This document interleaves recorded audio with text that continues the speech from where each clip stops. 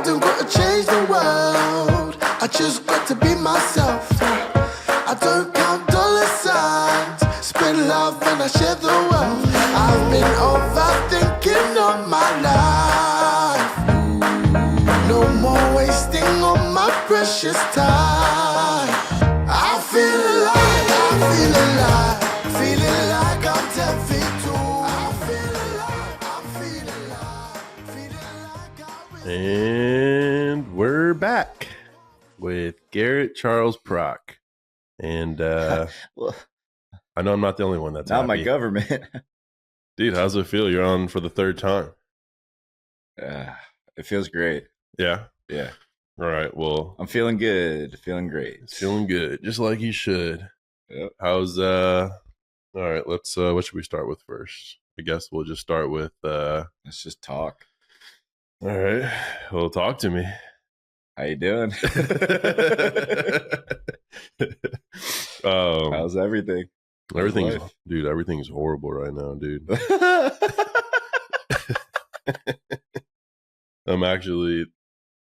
Things are pretty bad. But no, let's talk about the Tom Brady roast first. The Tom Brady roast? Yeah. Okay. Do you think it lived up to the hype? Do you think it was overhyped? It lived up to the hype for sure. I think that I don't think football players should roast. Yeah, I agree. You know? I think it would be fine if like Gronk went up there because he's already like kind of like the Shaquille O'Neal, just like that charismatic guy. Yeah. So that makes sense. And maybe Edelman because he has a podcast, but Possibly. Yeah, there's too many people. There's too many people. Even Bill Belichick going up there was kind of weird. Yeah. Like he can't go back to doing normal, like do your job interviews. Yeah. You're like, we saw you on the roast. What are you talking about? That's why it's weird. Showed that soft side. Yeah. For Brady, it's different because he doesn't have to be that guy anymore. I guess kind of on Fox, but that's way different. You're basically You can do whatever you want. I feel like when he came to Tampa, he already was like stopping like the whole. Like I think Peyton Manning made it popular to do those interviews like back when he was playing. Yeah. He'd be like, well, we just, Dude, Peyton Manning even came out. Yeah. I thought Aaron Hernandez was going to come out. Bro, was it the roast of Tom Brady or the roast of Aaron Hernandez? Yeah, I know. It's crazy. Everyone was like, oh, yeah, well, Aaron Hernandez. Dude, Robert Kraft was probably sitting there like, I hate it. Like the whole cloud. I don't think he knew where he was for a minute. He did. He does. Like when he opens his mouth and talks, he seems way older. Yeah. When he holds a glass in his hand. He's like, he's like, all right, Bill. Yeah. That was kind of awkward, though. I think they do hate each other. They do. They were talking about it. But like, I saw another like clip of them, Julian Edelman's podcast. Yeah. And he was like, they were talking about before, like when they were all like in the green room and shit. Oh, really? And Robert Kraft walked in, and Bill Belichick was like telling a story to all these like football players and shit. Yeah. And then Robert Kraft walked in, and everyone just left Bill Belichick to say hi to Robert Kraft. Really? Yeah. Well, Robert Kraft is also like, for whatever reason, he found himself in like a very urban circle, Yeah. So like now he's like the thing. He's kind of like the thing to take a picture with, to be like, I don't know, it's like the weird. Thing. Yeah. Hey, Robert, smile. He's like,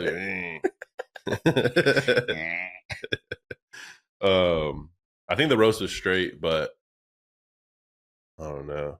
I feel like roasts are straight. They're straight. I feel like they fell off like in the middle. Like the first like 10 were good. Yeah. And then like the middle of roast like 5 years ago were like, that's why they went away. You know what I'm saying? Yeah.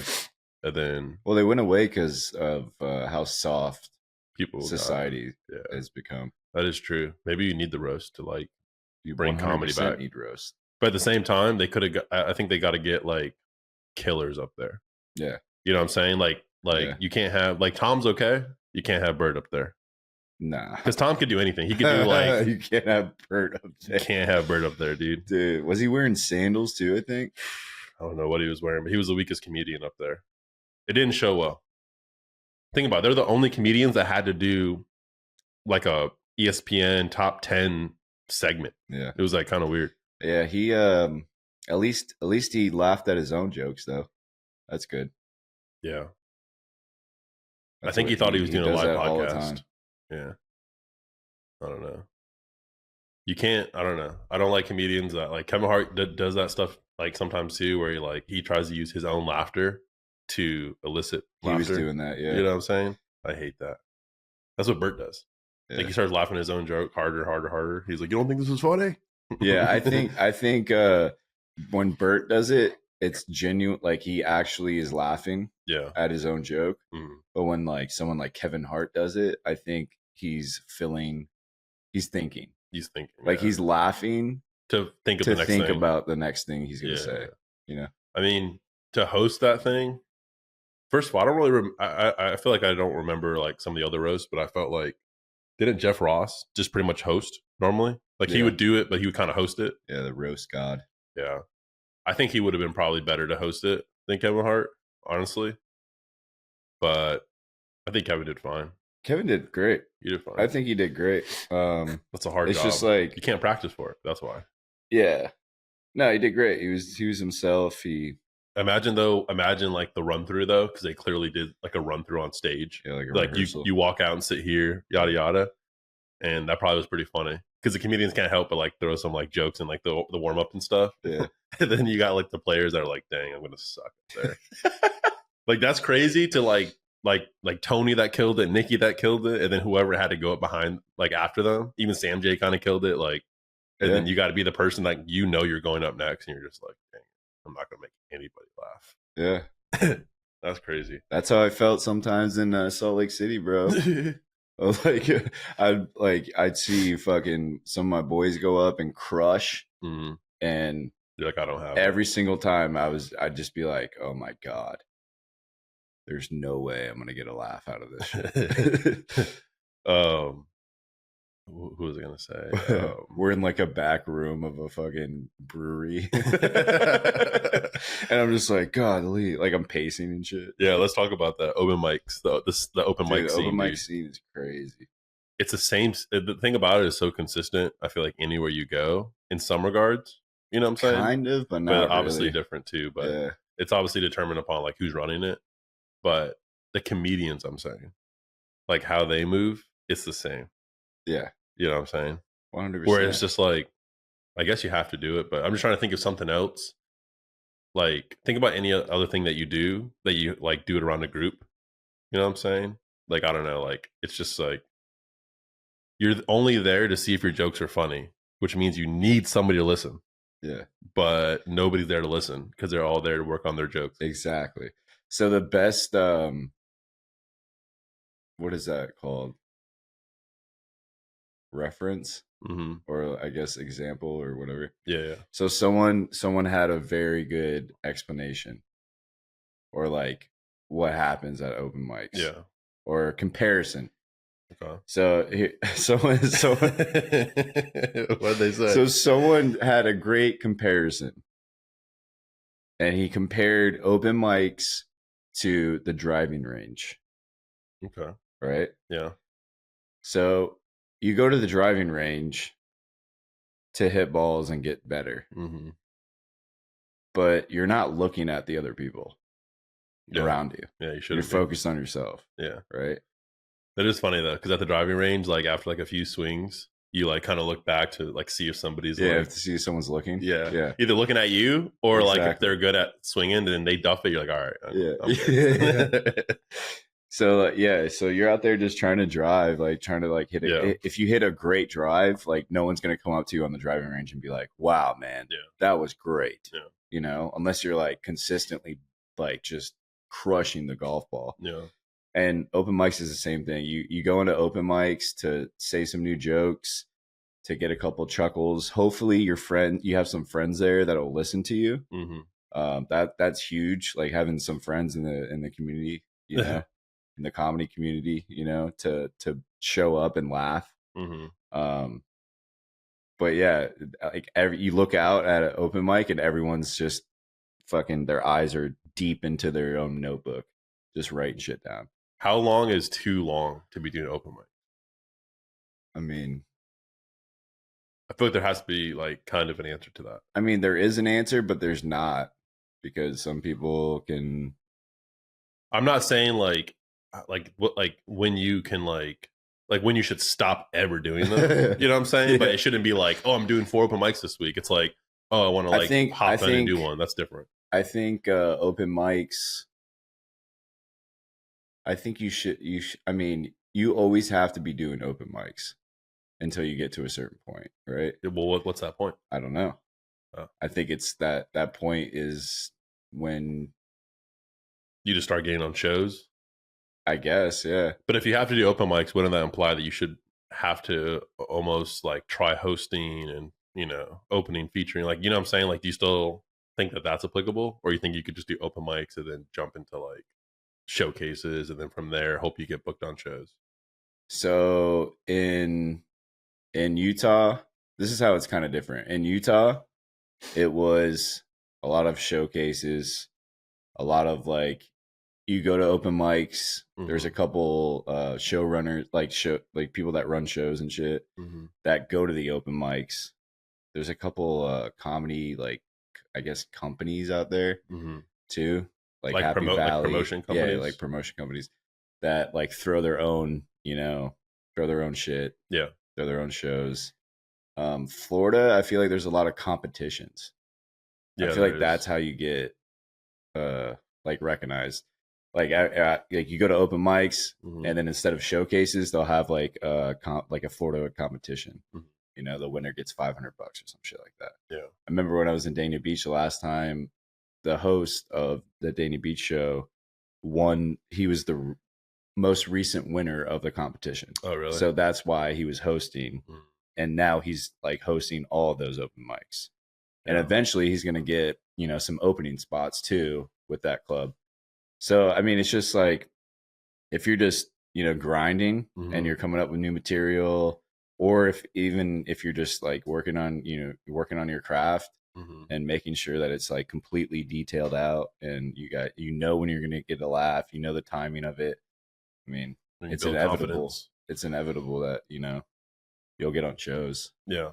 But it's just, you got to be doing it. You got to be doing it like every fucking day. So what's your plan? My plan? Yeah. In a perfect world. In a perfect world, win a competition. Start getting into some competitions. Yeah. And then win some or win one. Whatever. But I'm at that weird spot where it's like, I email whoever mm-hmm. to get on shows, and then they just send me open mic dates. Yeah. You know, for these clubs. And it's like, okay, I get it. Yeah. But at the same time, it's like, I want to get paid. Eventually I want to get paid to tell jokes. Yeah. And, you know, it's just those open mics. It's like they're bringer shows. So it's hard to bomb, you know, because you have like 10 of your friends there. Yeah. I mean, it's good from the aspect of if it's hard to bomb, then obviously that looks well with whoever's like in charge of booking or whoever's there. Yeah. You know what I'm saying? Yeah. But for you have like no barometer for how funny you actually are. Yeah, I can see that. Because I think if people had a barometer for how funny they are, that obviously inherently would boost their confidence, which inherently would change how they're even talking to the bookers about getting booked. Yeah. You know what I'm saying? Yeah. It's just like you'd be like, no, like put me on a show. With a little bit more confidence. Yeah. And then like, all right, I'll put them on. But it's like the main guy that books all right. So there's this guy, for example, there's this guy that has a comedy class. Yeah. That runs a comedy class, right? Teaches you how to do all stand-up things. Right? From the rye? Yeah. No, but it's just like a comedy class that he throws, right? He, like when every open mic that I've done mm-hmm. at the Improvs in Florida, mm-hmm. he is the guy who sets it all up. Gotcha. So he's doing time on the open mic, right? Mm-hmm. And then so he sets it up and he's performing? He's the one that you have to email to get on shows. Gotcha. You know what I mean? So why, like, he's just going to book himself. Right. Like he books himself all the time. But how do you like to open up bypass on that? Shows? You go to the other manager, but the other manager is they don't even know what they're doing. They're worried about filling seats. Do you think that I was going to ask you, do you think that their priority is just stage time for themselves, or actually filling seats to make money, or if you are a manager that is also a comedian, you're selfish. Like it's you got to be selfish, right? You got to book yourself, right? But if you're a manager and you're not a comedian, the only thing that you're worried about is tickets. Yeah, that's it. Gotcha. That's the only thing they're worried about. That's why, like, Off the Hook, like most of the comedians that go in there are like fucking old as shit. You know what I mean? Yeah. It's because they know, mics, right? No, I'm talking just about like actual shows. Oh, okay. Well, it's just like the demographic over there is old, right? Yeah. So if you bring in an old head, the entire room's gonna be sold out. Yeah, 100%. You know what I mean? Yeah. So it sounds like there's like basically gatekeepers, even if they're no names, like everywhere. Kind of. I mean, I'm not saying you can't get in, but it seems like there's the best thing is, like, the one thing I do miss a lot about Salt Lake City is all the, like, they were my friends. Like, the other comedians were my boys. You know what I mean? It's like in Florida, it's a little bit, you know, you're a little bit more distant.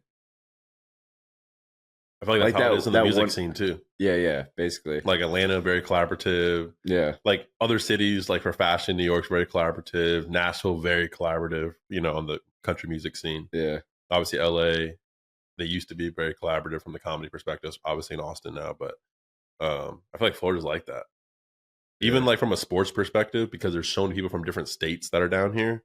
Like that's why they're like, oh, the attendance at the Marlins game or the Rays game. It's like, yeah, because baseball is like an older sport, and people are already Yankees fans and Red Sox, and like, I don't know, but I feel like that's the same way. Sport is just so like segregated, honestly, you know? Yeah. But that's probably just because everyone just wants to be successful in their, like, so much that they're not thinking about like the teamwork aspect of it. I don't know. Like I think in comedy you got to have like some teamwork, because that's the only way you're gonna have confidence, bro. I think you can actually get confidence by people telling you that your jokes aren't good too. You know, like certain 100%. Jokes aren't good. Yeah, because you just got to have something. Like people, I don't know, 100%. But if you're just by yourself, you come into your set, don't talk to anybody, leave. You brought your fans with you or your friends or whatever. Yeah, I don't know. It's tough, dude. The Salt Lake scene was like, that shit was. It was just so much fun, bro. You know what I mean? Like you'd walk into an open mic and you see like all of your friends. Yeah. And you're just like, dude, this is great. Yeah. I mean, it could be like that. You can start that probably anywhere though. Yeah. To start talking to people that are doing it. Even when I was at these open mics down here, yeah, it's like, you know, you can try to talk to people, you can try to do this and that, but at the end of the day, they're worried about themselves. Yeah. Over there, it was like, let's grow together. There was obviously a couple outliers. Sure. You know, but I mean, like, all right, let's talk about the Austin comedy scene a little bit, just from what we know. Yeah. You know what I'm saying? Obviously outside looking in. I've heard that there's a couple things I've heard about the Austin comedy scene. Open mic lists are like 200 comedians, 100 to 200. So like you don't like. I feel like the Austin comedy scene, like the people are forgetting. Like I don't know, I could be way off here, but I feel like the Comedy Store, like that scene back in the day, was, you know, handfuls of people that started off as door guys or door girls, whatever. But a lot of it, and even to this day, are like, I would say somewhat established comedians. You know what I'm saying? Like on some degree. Yeah. Where they can, like, you may not know them, but like they can go sell out shows, make people laugh on a nightly basis, very consistent. So I almost feel like even if you go to the Comedy Cellar in New York, right? It's like I didn't know half those names, but they all were clearly like professionals to a degree, yada yada. So I'm like, I feel like you have to have like I don't know. I just feel like I don't think Austin's meant for like just starting out comedy. You know? No. And that's what everyone's kind of doing. Like it's like 80% like never done this before. So I mean, you can just watch Kill Tony, and there's like where Cam's at now, episodes. Like my Cam, everyone's been from Florida. Yeah. You know what I mean? Yeah. Orlando, like they start Tampa, in Florida, come over, and then they move out to Austin when they get comfortable. Yeah. You got to be comfortable on stage. But most people are just moving out to Austin. Not like the first open mic they do is in Austin. Yeah. Yeah. And it's kind of like, it's crazy. It's a different world. You know what I mean? Yeah. I mean, that to me, that's like walking into like an entire stadium of people to play football for the first time. Well, anything for the first time. I mean? Like anything you want to do for the first time should be like in your backyard, like home. Yeah. Because the thing, I'm just saying, like, you may get there and hate it, and then you're like, I moved all the way over here. Yeah, you're like, fuck. It's like the dopamine of even like moving from like St. Louis, like, you know what I'm saying, like wherever you're from, to move down there, you're gonna feel like you already did it. Yeah. Like when you start telling people, you're like, yeah, I moved to Austin for comedy, and they're like, oh, I didn't know you were doing that. You're like, yeah, I just started, and they're like, oh, that's awesome, But I just think that like the people that have been doing it for a little bit.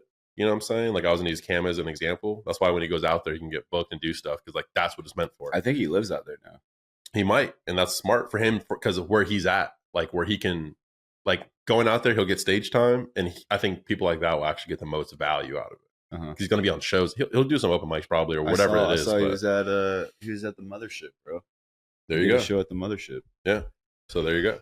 You know what I'm saying? But that's even the Mothership. They're not going to be putting up like. The Mothership wouldn't be dope to go to if they're just throwing up open micers all the time. No. I get they have certain shows that are like for young comedians, so to speak, that are young in the game. I don't know. I just feel like we're in this comedy boom right now. So the last big thing that changed in comedy from my perspective was the podcast game, which actually worked out perfect with COVID.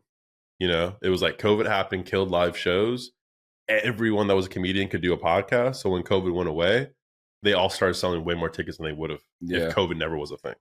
You know what I'm saying? Yeah. So I think we're in the There's a massive boom. Massive boom. But I think we're in the next boom coming up. Or I mean, I think there's going to be a new change, like another change, like another addition. Because a podcast was like an addition to comedy. Yeah. Like Seinfeld never had one, right? Like those older people never had podcasts because they were already past like that time. So now we already had podcasts. So now now we're having like clear comedy like cities across America now. Like New York's going to be there, LA will stay there. Nashville's kind of growing a big scene. Obviously, Austin has the big scene. Mm-hmm. You know what I'm saying? Like I think those different places will keep kind of growing. But I also think that like it could fizzle out quick because a lot of people that enjoy comedy don't. It's like when they watch sports, but only when like it's playoffs or like only when it's like such high. Yeah. Like I feel like right now, like once people start realizing like, oh, like I can't see Shane Gillis, let's say, for another year because he's going to be running the same set. Like once they start, like a lot of people don't know that side of comedy where it's like, no, they're not making it up every night, And then those people, once they realize that, sometimes they're like turned off to it. They're like, bro, if you go into it, if you think that comedians just come up with shit on the spot, a lot of people do that. That's crazy. They think that because that's how nuts. They make them. Every single thing is calculated. 100%. Everything from how they walk out on stage to what they have in their hand, they're drinking, their sips, their timing, every single little thing. Yeah. Other than if you get like someone like a heckler, right, or like you go into like even crowd work though. Crowd work is planned. Like they plan to do crowd work. They already have some things thought up what to say. Exactly. They say this. They go right into it's a transition. Right. So they use it as a transition and they go right into another. Yeah. You know what I mean? 100%. But people do think that don't really know. People do, yeah. They think like, wow, so you just, it's like. The thing is, like to your point, like they should be so calculated that you do feel that way. Yeah. Because even though I know they're coming up and doing the set, I still feel like, oh, I need to be at that show. Yeah. Like the show you were at, you're like, when Sam Talent crushed, I'm like, oh, dude, like we had to be, please, like I do that every night, the same joke. You're like, what? Yeah. But yeah, I don't know. It's the thing is like people when the people that do think that, and then you tell them like that's not how it goes. It's like the same set. They're kind of like, oh, and then you're like, don't you go to any musical concert? You think they're making up new songs every concert? Exactly. No, they're singing the same 10 songs, whatever. Yeah. You're like, oh, okay. And then they're like, okay, it makes sense. I'm like, yeah, that's anybody. Like, you can watch the same movie over and over again, But that's why I think movies are dying and shows are more popular because the show is something different every episode. Yeah. And people are like, just keep the story going, start a new one. I don't care. Just like, I want something new, you know? And it is kind of crazy that we would even buy like VHS or DVDs, just something that was so permanent. Like, if I put this DVD in, it's going to be the same movie. Yeah. Like, that's crazy. I know. And now we're like, no, I can't. Yeah. But I don't know. I just think that like comedy is like, because it's so popular, inherently there's going to be a lot more people. Like, think about when even Bo Burnham came out, a decade ago. That was a little bit new. You know what I'm saying? Yeah. And there wasn't really anybody that's been able to replicate what he's done to like that high of level. You know what I'm saying? Even what Tim Robinson's doing. He's been doing it for a while, but his like kind of subtle twist, like it's still different than like the Gilly Keefe stuff. It's still different than like the Office humor. Yeah. But it's kind of in that spectrum of like silly humor that's the hardest humor to even like do, I think. Like, you know? It really is. But I just think that we're in a time where like, I don't know. I don't really know what the next thing's gonna be, but I just feel like there's so many people trying to do comedy right now. That's either gonna be really good for it or potentially like not good for it. It's like everyone getting specials, you know? Which comedy's not even supposed to be like. Bro, comedians are getting specials off of like one joke they put on TikTok. Literally. I'll say his name. Ralph Barbosa. Oh my God. Bro, this motherfucker He got a Netflix special. He gets a Netflix special, and it was like a running joke back in Salt Lake City because like it literally was like, so yesterday I drank water. Everyone's like, and they start freaking out. Like, you know what I mean? Yeah. Like they're just so fucking happy to see this guy in real life. I mean, that's what's crazy too. Is like out of any celebrity that you see, as soon as you see them in person, they no longer feel like a celebrity. Yeah. You know, they're like, oh, they're just like, it just humanizes them to a crazy degree, no matter who it is. You know what I'm saying? But I feel like with comedians, they're even more humanized. You know what I'm saying? Yeah. Like, it doesn't matter even if you saw like Chappelle or Rogan, you know, it's still going to be way more humanized than if you go see Tiger Woods in person or LeBron. It's like, you can't humanize those guys, you know? Yeah. But like Rogan and all them, it's like, yeah, they're good at what they do, but like, they're so like, I don't know. That's why comedy is so different. Because acting is like, that's why you can't humanize like Tom Cruise or these guys, because like they play so many roles. You're like, I don't know who you are. You know what I'm saying? But it's like we feel like we know the comedians because it's like they have to be themselves to even be funny. Yeah. You got to be authentic. Yeah. And that, you know, that alone takes a little bit to figure out. It's not natural to be authentic. Yeah. In public. Or in general. Yeah. That's why you put on your phone voice when you enter the phone. You know what I'm saying? Yeah. It's like we're like so like accustomed to not be natural. It's like public. Yeah. You know. Well, that's just because we're fucking we have good manners. Yeah. Because like, well, I'm not saying necessarily like us. We're not being like, fake. We're just like, you know. Yeah, we know how to be professional. But if you go up and you're like, you do a speech, it's like there's no way he talks like this. You know what I'm saying? Yeah. And if you do talk like that in real life, you're weird. Yeah, people are like, what's wrong with this guy? What the hell? Does he have problems? Why do you use that word? No, he doesn't have problems at all. No, he's weird. Is he autistic? Everyone's like asking those questions before they roast you. Yeah. They're like, does he have anything? So Utah's where you started doing comedy. Scene was good. Very collaborative, it sounds like. Anybody out there like making substantial like progress in their comedy journey? Yeah. Yeah. I believe so. I think so. Yeah. Trey, Colin. Are they just getting booked on bigger shows? Are they traveling? What's been like their progression from like the open mic scene? Were they the ones that performed they still go to open mics, but I mean it's like I know it's all different. Yeah, it's different. They like Trey, he headlines. Like he has his own shows. But they open up that new room, but he's headlining up in Ogden. Yeah. You know, headlining on the Rickles room. He's on some showcases. He opens up a lot, you know, for comedians, hosts a lot. He's a feature. But he didn't start in Salt Lake City though. Like they started in Los Angeles. Oh, okay. Him and Colin. That's That's dope. where they met. Mm. They met in Los Angeles.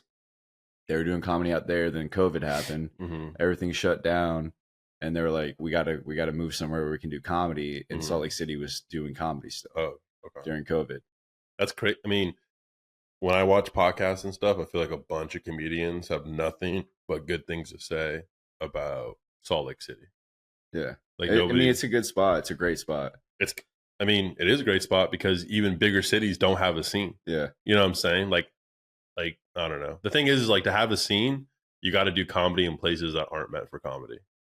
yeah, That's how you know there's a scene. yeah, Like if you're doing it at breweries, at restaurants, and holes in the wall, you're like, okay, people want to do comedy that bad. yeah. I think what's unique about Austin, it seems, is like there's probably some of that inherently. There's so many people, but it seems like there's also a lot of like just club rooms or auditoriums and Mhm. stuff too. So I don't know, but so I think it's probably going to start happening with Austin. There's other comedians that kind of made it famous, you know, where, and I don't even know if they made it famous, but like even in New York, for instance, right? Like the New York comics, like part of what makes Norman and Sam, outside of them writing every day, you know, obviously they're known for being good writers, but they actually like were, it seems like some of the few New York comics to actually travel though, like hit the road. You know what I'm saying? Like not when they were on tour, but like Yeah. they were touring. You know what I'm saying? Yeah. Just to hit the road, hit the small little side splitter, you know, just hit these small clubs across the whole, and then they would, you know, go in and still do sets during the week in New York, you know? Whereas a lot of people just stayed in New York and just clearly get enough mics doing there. Yeah. Do you think that there's like, maybe there's going to be more of that? Like people just build out like a following so big in like a state or city.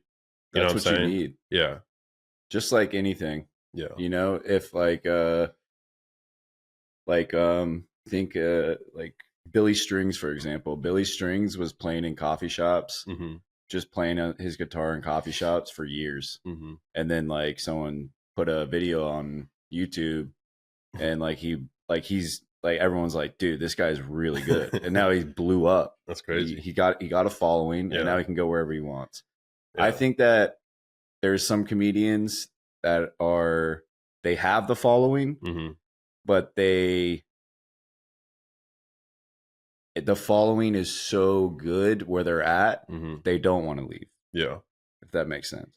Well, that's what I'm saying. You know what I mean? Yeah. Well, I think that like it seems like the whole goal is just about getting stage time. Yeah. No matter how big or small you are. It's selling tickets. That's Well, it. selling tickets is how you can convert. Are you worried about the Bears this season as a Packer fan? Absolutely not. Never been worried about the Bears.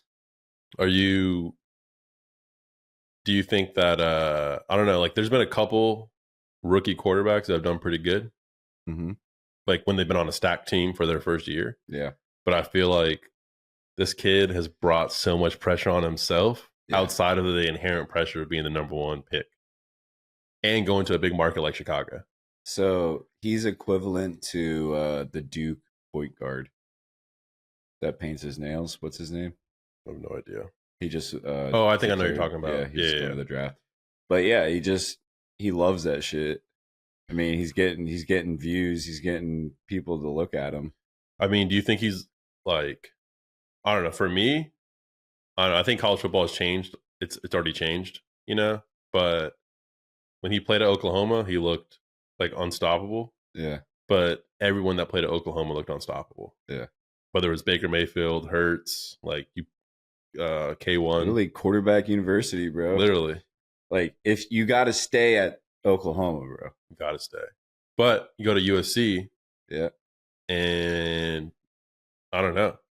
I don't know. Like we just seen great quarterbacks like Cam Newton.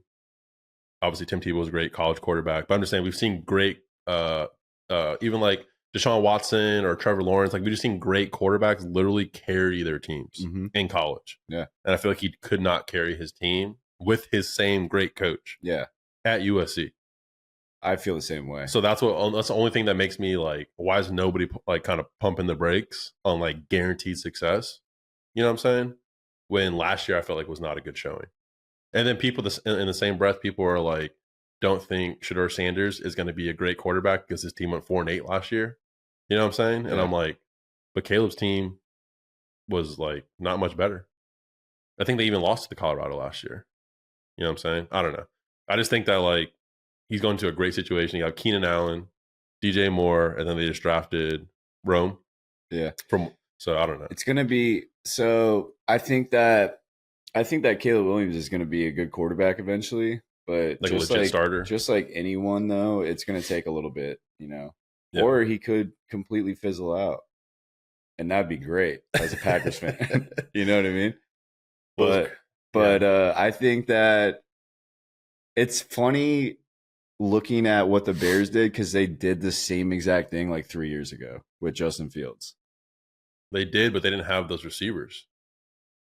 I know, but those are two proven NFL receivers. Yeah, I agree.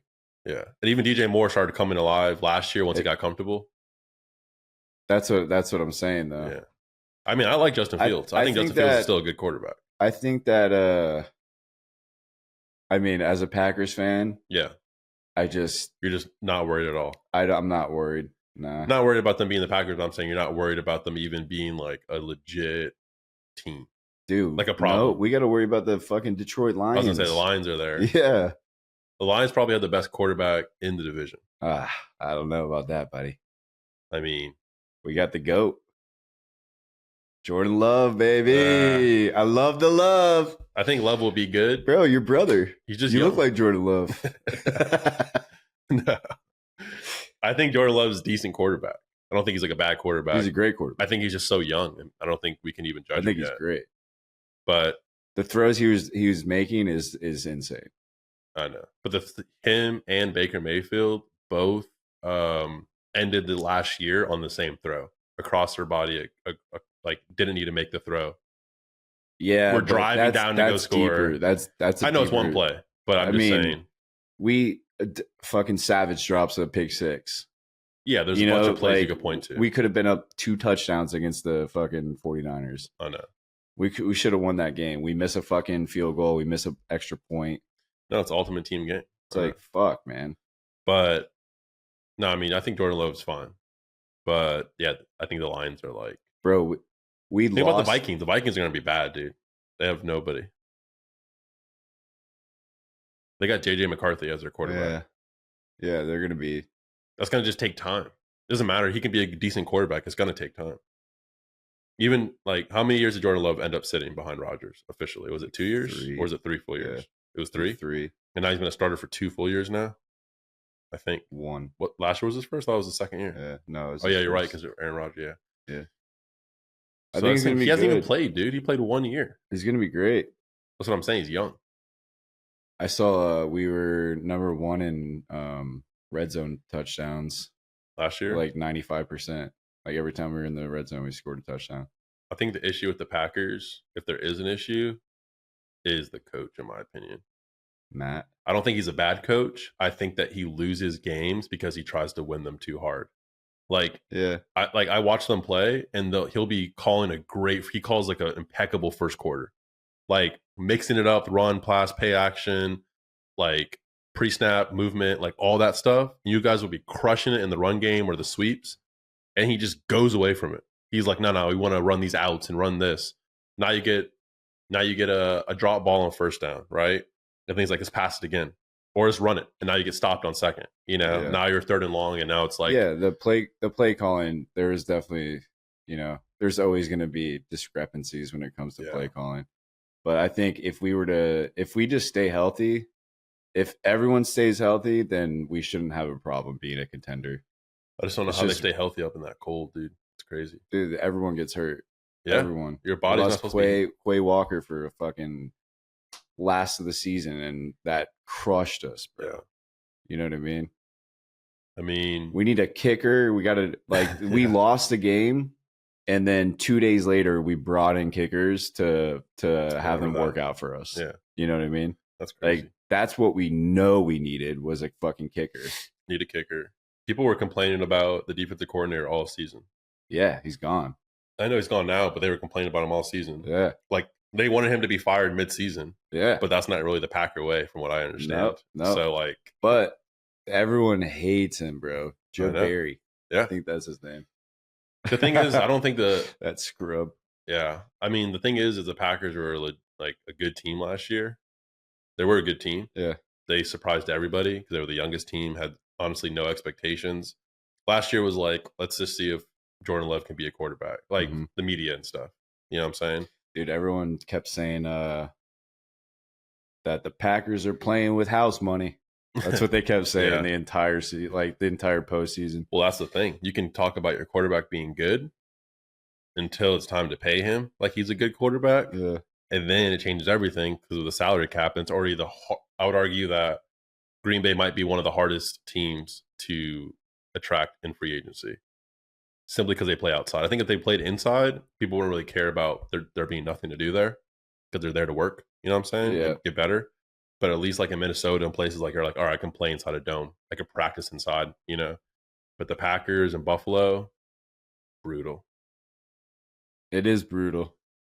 But I think it's the opposite. I think that people want to play for the Packers. I think when they get drafted, they do. They're like, holy shit, the first team to ever win a Super Bowl? You kidding me? I get to play on the Green Bay Packers? I know, but you got to remember. Fucking 50,000 people on the wait list for season tickets? You kidding me? That's what the fans say. I don't know. I think people like the history when they're there and if they're a star player. Because if you're a star player there, I think like it's different than being a star player in Tampa. You know what I'm saying? Yeah. Like if you're a star player there, it's like you don't even have to be a star player there and you're a star player there. If you're just a Packer player and you walk in anywhere there, you're going to get like free dinners, free this. Like people like, I don't know, people just like love the Packers there, dude. The Packers can do no wrong. I don't think you get a DUI if you're a Packers player up there. They're like, you're good to go. I don't know. But so you don't think the Bears are going to be good? You don't think? No, I think they'll be all right. But will they be a playoff team? They'll be a playoff. No, not next year. No. Dude, our division's going to be rough. We're going to be fucking throwing bows. We might get caught in the chin a couple times, but we'll bob and weave and get back on our feet and fucking. I don't even know how the Bears O-line looks. If they have a good O-line, I think they'll make the playoffs, but I just have no idea. Last year, their O-line was atrocious. Really? That's why they couldn't even. Justin so that might Fields be it. got hurt. That's true. Every fucking year. That's true. Dang, they should have just. What if they used their 2 picks, or obviously they had to get Caleb, but instead of getting like Rome, they got like a lineman. That probably would have been smarter. Probably, but you have 2 good it's receivers. not what the fans want. You can't get the ball to 3 people that are good. 100%. They're loving Rome. I know, but to me, Rome is like very similar to DJ Moore. Yeah. Obviously, Keenan's different, but he's tall. I think all of them have some similarities. Keenan Allen, great route runner, tall as shit, fucking great hands. He can run pretty much any route. He's just like a little awkward. He's like, yeah, he plays a little awkward, but like so it works. Yeah. But yeah, he's just so lengthy. Like he's got no chin. That's why he wears the beard. That's why I got a beard, boy. What about the Chiefs? So the Chiefs going to be dominant again? Yeah. Patrick Mahomes. It's the same combo as the Patriots. Best coach, best quarterback, best tight end. Yep. Everything else doesn't matter. They cracked the code. And top 3 D tackle.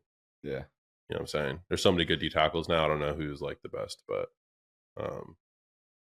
yeah, I don't know. The Chiefs will be good. What about the Raiders? New coach. Raiders never going to be good. Nope. I think they fucked it up when they. The Browns are actually Las pretty Vegas. good last year, dude. Surprisingly, remember that? That was crazy. They came out of nowhere. They were like the top defense in the NFL. They came out of nowhere. And then Flacco won a couple games. They're like, this is great. He's like, I'll come back. They're like, no, it's all right. Dude, what about he won comeback player of the year. What about 4 Dobbs? Games. Remember the the quarterback insanity that was going on? Oh yeah, last year when he traded for him. He won 1 game because he dove over the pylon or something. He won a couple games, but he got traded from Arizona to Minnesota. Yeah. And then the NFL changed their bio to "In Dobbs We Trust." Yeah. And fucking he goes out there and just starts fucking declining hard. Yeah, because everyone's like, let's watch tape. Benched, bro. That's why it's so weird, bro. Oh, dude. He was living his biggest high of his entire life for 3 games. and then That's why I don't know if nothing. the NFL is fun. You know, because even Like when to you work there. to play, like even when you're doing great, it's like, let's see what we do next Sunday. We might hate you. Like that's crazy. Even if you're a quarterback, it doesn't matter what position. Yeah. You get one false start as a lineman, you're like, I haven't let up a sack all year, but I moved early and you hate me. Yeah. You're like, yeah, don't move. I mean, yeah, it could come down to that. I mean, think about Chris Jones on the Chiefs that one year. Yeah. Where he lined up offsides. They ended up picking Clark. Ended up making Clark or something. Ended Clark. up making they got an interception on that play, but guess what? Got called back. Everyone hated that guy. Hated him. Because that was the reason they were like, that's the reason we're not going to the Super Bowl again. Yeah, that's like I don't know, dude. And you can't hit nobody anymore, so you can't make the hip tackle this year now. Yeah. I don't know. We'll see. I don't know. I get that, but it's gonna be hard to like. It's gonna end up being called play. Yeah. It's just crazy how every rule inherently leads to more scoring. You know, and that doesn't necessarily make the product better. It can make it worse. You know, that's why the NBA is not good now, because there's no defense during the regular season. It's just so much scoring, and it's like, I don't know. It's less impressive when you're making an open basket than you're making a contested basket from an entertainment standpoint, anyways. But I don't know. As long as the Bucks make the playoffs, I'm good. Yeah. How do you feel about the Bucks this year? I think we should make the playoffs. Atlanta's going to be good. They were already good last year, but they got some more pieces and like an actual quarterback, so they'll be good. That's crazy. They got 2 quarterbacks. It doesn't make any sense, honestly, because Penix is already very old for a rookie, so you can't really sit. He's like 24, right? He might be older. Yeah, I don't know. I know he's like literally 3 or 4 years older than like when normal quarterbacks like come out. Yeah, they come out year 3 or year 4, whatever. Because he played in college. He was in college for 6 years, I think, total, with his injuries and redshirt years and stuff. That's a long time. Yeah. Same thing as Bo Nix. Bo Nix is old. Bo Nix is old as shit. Where did he go? He's like 26. Did he go to the Raiders? No. Where did he go? I have no idea. Forgot where he went. I think the Bucks. So they'll be better than the Saints this year, for sure. We'll be better than the Panthers for sure. Because the Panthers head coach is our offensive coordinator from last year, and I wasn't like sold on him. I just think that Bryce Young's a flop. He is a flop. He's tiny. Yeah, people he's too small. They've always talked about quarterback being too small. Remember Pat White? Yeah, he played one play in the NFL, or like I think a couple plays, but he got knocked out. Remember that? Mm-hmm. He was running, then he fucking just knocked out cold. That was the last time he ever played football. It's so funny to me. You like wake up, you're like, where am I? And yeah, you're like you're off the team. I'll tell you that. You're where you're going to be for a long time.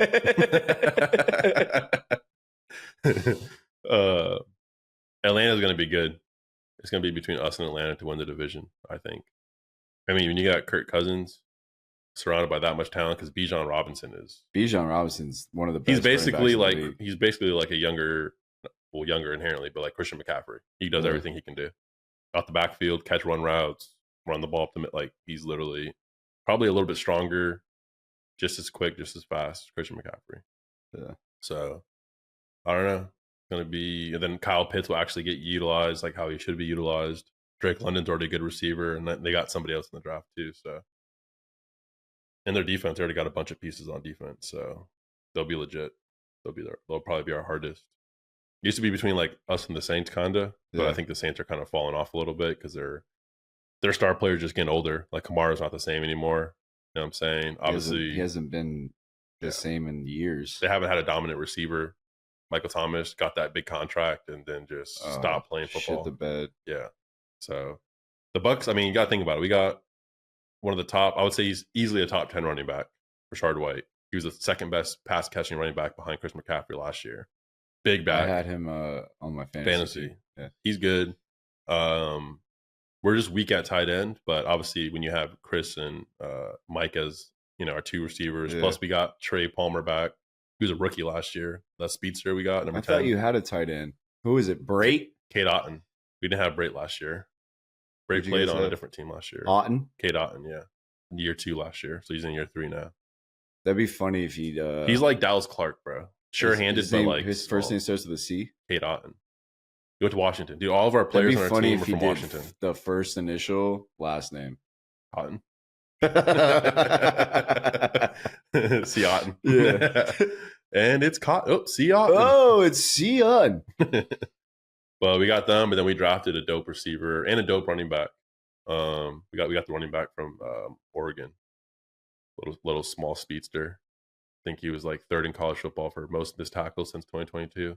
Nice. So that would be like a nice pairing with Richard. On offense, we're good. We our first round pick, we used it on a lineman. Love that. Mm-hmm. So, and then defense, we were actually pretty decent on defense last year. We just got a couple more pieces, and we brought back Whitehead, which him and Winfield were perfect at safety when we won the Super Bowl. He left for 1 year to go to the Jets, and he balled out with the Jets last year. I think he had a 3-interception game, or a 2-touchdown, 3-interception game. Like, he had a crazy game last year for the Jets. We actually got another guy from the Jets, too. I think Breece Hall, is that what his name is? Another cornerback. Cornerback. Oh, there was like a Breece something. Bryce Hall. I don't know. I have to relook it up, but we got one of their nickel corners or whatever. I don't know. We'll see. We should be. I think if you pay Baker and you have Mike and Chris, I mean, Mike and Chris are still like. I mean, Mike went off last year. You know what I'm saying? Chris is still Chris. They just didn't use those. He just didn't utilize them as much. And when he did, the first game that he really utilized them was against the Packers, and he went off. He had like 15 catches. You know what I'm saying? But yeah, we'll see. We'll see how we're probably gonna have a super tough schedule just because we made the playoffs. We had a pretty easy schedule last year. That's what's gonna be, dude. The Bears are gonna have an easy schedule because they weren't a great team last year, and then that's gonna help them have a deceiving year 1 record and like get Caleb a pass. But if Caleb's acting like this now, dude, they have like 3 or 4 years. They have to try to win because he's gonna be like, I need $10 billion. Like he's gonna say something crazy. They're gonna be like, all right, we can't win. That's crazy. He was like, I want to own part of the team that I get drafted on. Yeah, that's crazy. Like, bro. Before completion. Dude, you're getting paid. Bro, you're not even in the draft yet, buddy. Relax. I mean, I guess what's his name? Patrick Mahomes is the only quarterback really of recent that got the massive contract. And his team was still able to win a Super Bowl. Because normally it doesn't happen. Like, they don't have enough star players because of the salary cap. But they were able to do it. Dude, I feel like the first player that I actually saw that in when they got a big contract and they just shit the bed, the first player ever, Zeke. Ezekiel Elliott? Yes. Really? Dude, everyone, because my family in Oklahoma, they're Cowboys fans. Yeah. They fucking hate Zeke. Really? He's They're back. Like, yeah, he got fucking paid. He got paid so much money that he just stopped playing football. He got fat as shit. Yeah. I think it's tough as a running back. You get hit every play. Whether you have the ball or dude, you don't. He's back. That's so funny. He's back. He loves him and Dak are boys, dude. Well, so what about Todd Gurley? Todd Gurley was on top of them. You know how he's like still really young? Yeah. He just like fell off, bro. Like his leg just stopped working. That's crazy. He was literally the top fantasy running back. Like he was like, it's just crazy. Dude, what about Andrew Luck? Just like, randomly one. I'm done with this. Bro, the video of OJ Simpson, he's like, Andrew, I just drafted you on my fantasy team. And you're going to go ahead and retire? Dude, that's so funny. You're like, why are you retiring? He's like, I just don't want to play. They're like, what? He's like, I'm just not going to play anymore. They're like, you're at the top of your game. He's like, they don't block for me. I don't want to play. Dude, he had as soon as he quit, as soon as he retired, Indianapolis got one of the best O-lines in football. I know. Remember they went and started drafting like Kelly and who's the other dude that's like funny? Quentin. Was it Quentin Nelson? I think it's Quentin Nelson. Oh, yeah. Remember he'd be like yelling while he blocks? Like, yeah. But they just like, Ryan Kelly was the center, so they just literally got like a stacked O-line. He's like, no, I'm good. His dad runs XFL. He's probably chilling, though. Absolutely. He He still got uses like paid flip and phones he's and chilling. stuff. He's like the football version of David Tell. He's like, yeah, just cigarette. That's and so funny that he's flip phone. like, one day he just woke up and he's like, you know, I kind of like just not Getting working. hit. Yeah, getting hit. You're like, what do you mean? He's like, yeah, I'm done. Oh, it's crazy. It's not even about money. It's like, what is he doing with his life right now? Is he doing charity? Is he doing anything? He's probably like putting in his backyard. He still goes to Colts events. I see that. Really? I see like videos of that shit. I would think he would be hated just as much as an athlete that got a big contract that got hurt and never played or something. Yeah. You know, because it's like he took away potential championship opportunities. He should still be playing now. I mean, how long? He's probably been retired for at least like, 4 seasons. It's been like 4 years. Yeah. But he, it's been like 4 years. Will he make the Hall of Fame? I don't know. I don't think he can, right? I don't think he should. I mean, what was the... His stats were crazy while he played, but he didn't win. There's an even crazier stat. The craziest stat I've ever seen about the NFL. Jim Harbaugh has more rushing yards than Tom Brady. No, than Bo Jackson, or like something like that. I think it's Bo Jackson. If that's the case, He has more rushing yards than Bo Jackson. You get a notification that someone's playing golf. Yeah, and then you go in and you played golf with this person before. Yeah. And then like you get to see their scores, like their live scores, and you're like, he definitely dropped another ball. You like comment on it. There's no way. You're like, how many mullies? You shot a 59? That's insane. Dude, that's the craziest thing about golf, dude, is everyone plays it differently. It's like playing beer pong. You know, it's like house rules. Yeah. You know, it's like all that kind of stuff. House rules, yeah. Some people are like, all right, we got a mully in the front, mully in the back. That's it. 2 off the first. Yeah. And then you're like, well, is my 2 off the first count as a mully for the front 9? And some people are like, yeah. And people are like, no, 2 off the first. You know, like it's like, no, that's your breakfast ball, man. Yeah. I'm okay with like conditional cheating. You know? Conditional cheating. Conditional cheating. Dig into that. So if you're literally like smack, like I don't believe you always have to play it where it lies if it's like crazy. You know what I'm saying? I see what you're saying. All right, so like if everyone's like, yeah, if like you're behind like a tree, yeah, and there's no way that you can get around this tree, right? Like if it's right up against a tree, yeah, and it's in like sand, right? I'll be like, dude, what the fuck is it? I'm not shooting this. Well, the thing is like, if they're already in that bad of a situation, if your ball, whoever it is already in that bad of a situation, moving it to where you can just hit it is not going to give you an advantage. Absolutely. On that hole. Obviously, it's an advantage better than hitting behind that like construct, but like you're not going to. The thing is, it's like it goes both ways. That's what I'm saying. We're not going on tour. Exactly. Like we're not going to ever play golf for money. Exactly. We're always going to pay money to play golf. Exactly. Right? If I pay money to play golf and I'm not getting paid, I'm going to do whatever the fuck I want, you know? Yeah. But I'm not going to sit out there and fucking like, this is the thing. Like if I hit a fairway, yeah, which is insane, but if I hit a fairway, yeah, and I hit a bad shot on my second shot, I'm not going to drop another ball. No, yeah, you can't. You know what I mean? Yeah. I also don't think like, you should be able to use a mulligan ever.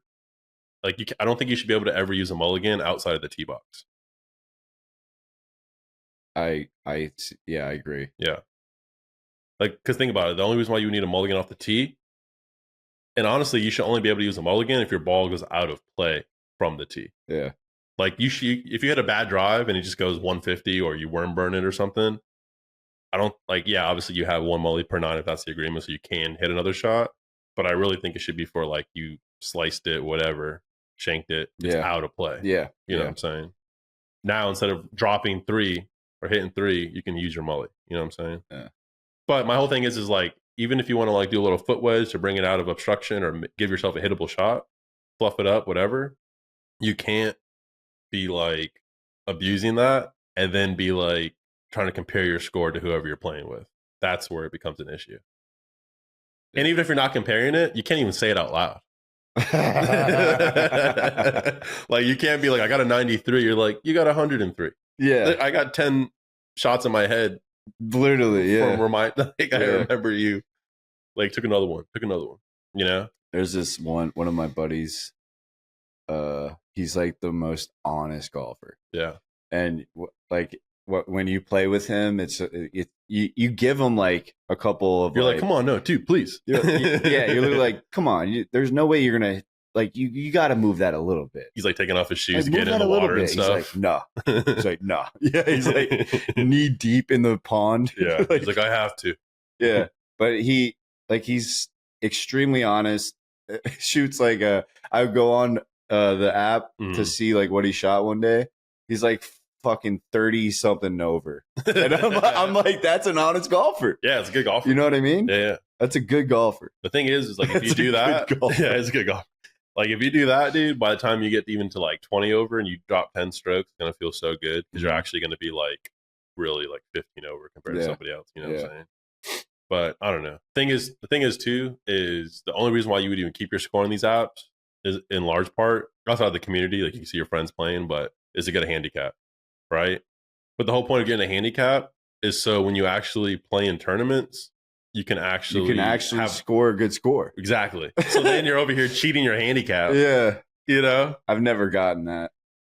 No, I haven't done that. My handicap just went up, actually. Well, that's good and bad. And it notifies you. Yeah. They're like, it says, you're hey, going the wrong way. No, it doesn't say any of that. It just says, your handicap went up with like an exclamation mark. It's like, that's not good. But yeah, you're thinking a lot of people that are cheating. They're scoring, so their handicap's much lower. And then they go join these. My tournaments. handicap's 17, by the way.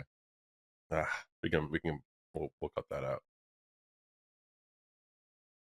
13, dude. That would be a funny joke. What? My handicap's 17. I'm talking about golf.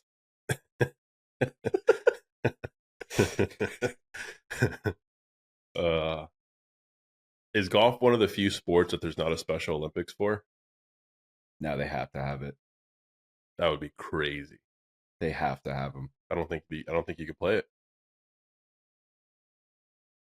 Maybe putting. They have to have it. Dude, think about how long that round would be. Pace of play would be incredible. They have to walk it. They can't ride. It's at Augusta, and they're just walking down hills. They get one of them gets like distracted by a butterfly or something. Yeah, they're like, all right, over here. He's just like dropping balls. Oh man. All right, well, till the next time, we'll wrap this up. And, one of many. One of many. First time, long time. One of many. Next time you're on, we'll be talking about your new special that's coming out. GCP. Talk to you in fucking 10 years, buddy. Well, at least we got something on the calendar. All right. Time to book a load. What's your your final thought? My final thought. Her name was Rebecca. No, I'm just kidding.